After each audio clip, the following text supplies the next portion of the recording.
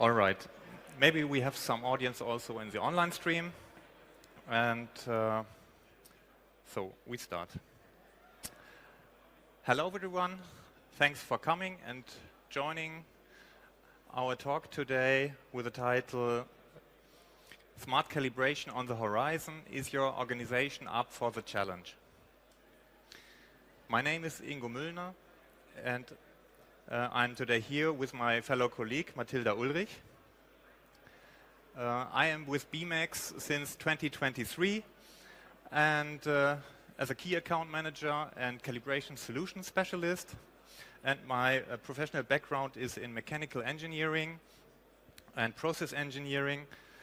And I was formerly working in the National Research Center in Karlsruhe, Forschungszentrum Karlsruhe, in the area of process development for 12 years. And afterwards I spent almost 12 years with Siemens in the area of integrational test and system test management, and later also in product management for digital processes, digital services for process industry. Today we want to shed some light on the question, is your organization up for the challenge? Okay, I'm going to introduce myself as well. I'm Matilda Ullrich. I'm working as a marketing manager for Beamex, and today I'm here with Ingo to interview him to hopefully get some interesting insights on the topic of smart calibration. Right. Yes, representing Beamex, and also when I look in the audience, I do see that we do all share a passion for metrology, and as Beamex, we are constantly looking for a better way and practicing calibration excellence. With nearly 300 employees worldwide and also over 80 distributors,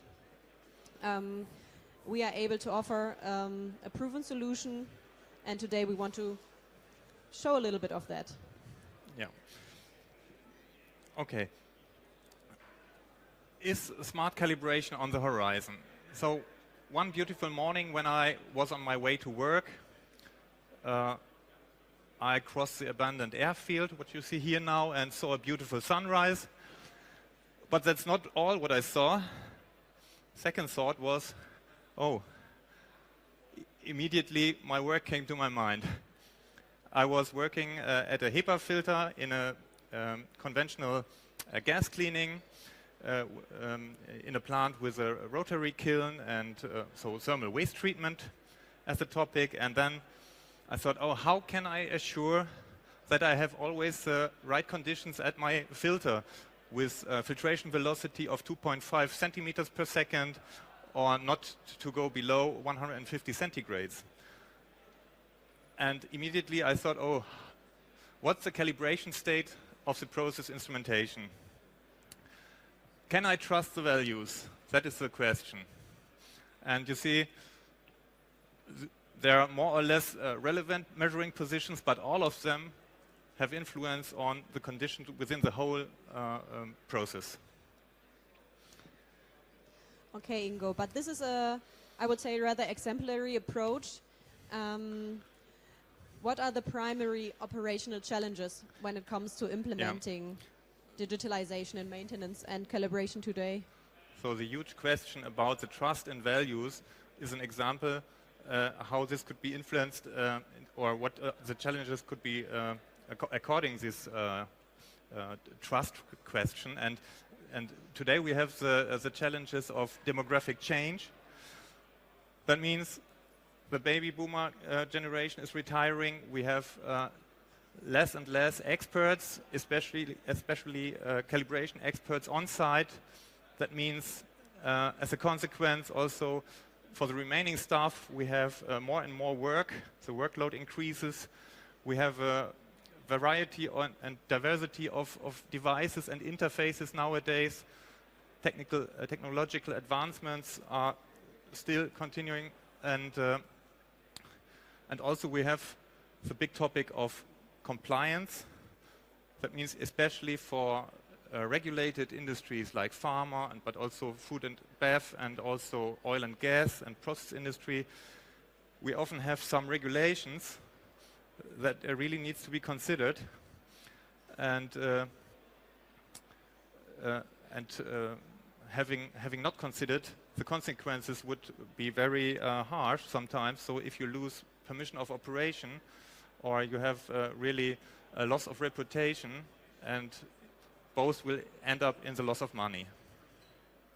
Okay, and then maybe let's take a look on some at some technical challenges then, Ingo. Yeah, what we often see, and we have collected some facts and insights, that often processes for calibration especially are paper-based, still paper-based in the whole workflow, in the process, but also in creating certificates. They are on paper, analog. And together with the paper, we have seen so many media breaks within the currently existing workflows. Let's say some use Excel, some use an additional platform and paper, and all is mixed up together. And together with a disconnected system landscape, we often find at customer sites with a heterogeneous landscape of devices and the non-standardized interfaces, we have here really let's say, the root cause of the technical challenge that leads to also the business challenges. And what we especially see sometimes is that that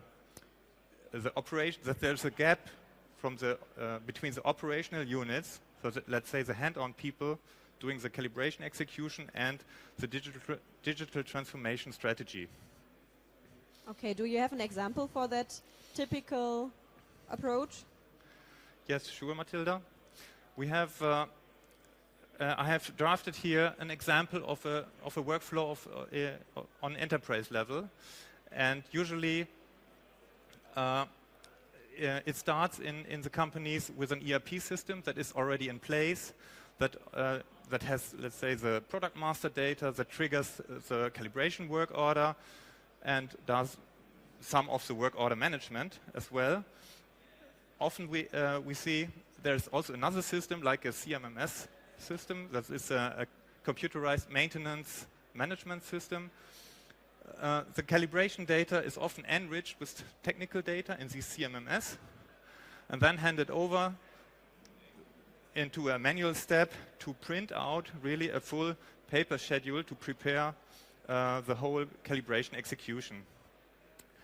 And after the printout was done, the whole test schedule is handed over to the calibration technician who usually does, let's say, a paper-based checklist work, but also has calibration hardware, sometimes digitalized data, but sometimes not.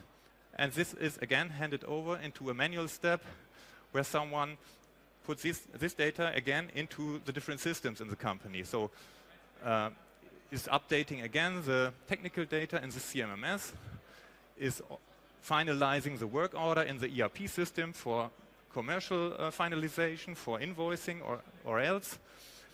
This digital data is then archived, but moreover, the full paper-based work has to be digitized again. That means here scanned in this example, and will be folded physically again.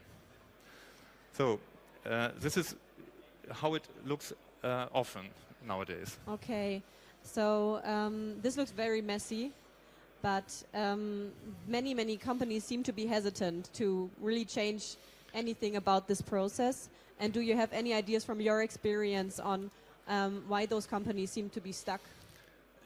Yes, Matilda, we have found out some possible reasons why we have this status quo. We often hear from some people that say, we have always done it this way. There's no need to change. And this is more or less also sometimes depending on the generation. And for sure, it's also depending on the mindset of the people. But more people say, okay, we have it on the radar, but it's not yet implemented. And I from my position, can't do anything to support this. And yeah, and the reason then for this is sometimes the formerly mentioned gap between the transformation strategy, but also that there is an unclear or unknown responsibility for the digital transformation, and moreover, the digitalization of calibration management is sometimes less considered like other parts of the digital transformation. Okay, but when obviously companies decide to change something, and what might be those main drivers for change there? Yeah, the main drivers then to overcome these problems are often oriented again to our major challenges. Let's say they want to attract young employees to step into the company, to be on board also for let's say specific technical jobs. Then we have some customers that directly implemented a digital calibration management and ecosystem for the reason of reducing stress within the maintenance teams. That was the first reason to do it. And one big driver, not to say the biggest driver, is, let's say, to be compliant and to do some kind of risk minimization. And that is in terms of being compliant in pharma, having no problems with audits, have a good reputation always, and are not, let's say, in the need of having a callback for charges and to pay a lot of money. Yeah, especially when it comes to audits. I think today we will be having some other experts talking about this as well. Yeah. But I think those sound like some convincing arguments, right? But when we are exploring the realm of technology, do we have, or what are the innovative solutions that we do have in place or that are available when it comes to calibration? Yeah, we see, let's say, two major issues that have to be fulfilled to overcome all the problems or challenges we have seen so far. So the first step is to really digitalize your calibration management, and that begins with digital data acquisition, as well as the storage of the data in a database and not in an Excel list, and to do really a continuous analysis of your digital calibration data, having automated reports and calibration certificates, and in the future also the machine-readable calibration data exchange on the basis of the upcoming digital calibration certificate. This will be also a topic today after our talk, and in many other talks, I guess. Therefore, we will not go into detail here now. I think the second issue is to increase the integration level of the calibration management. That means really have a calibration solution and attach it on an integrated level to the centralized enterprise data platform at the customs side. And if we have done it like this, it is possible afterwards also to link and to analyze data that was not where it was not possible to do it beforehand, because we have all the data now together in one data lake or data platform. Okay. Do you have an example for such process? Yeah, I have drafted here a picture. It is more complicated. It looks more complicated as it is. First, we often see at customer sites that during ongoing digital transformation, they already have some kind of data platform or digital data hub in place where they already implemented different data connectors to the platform to really leverage all the data they have in their enterprise.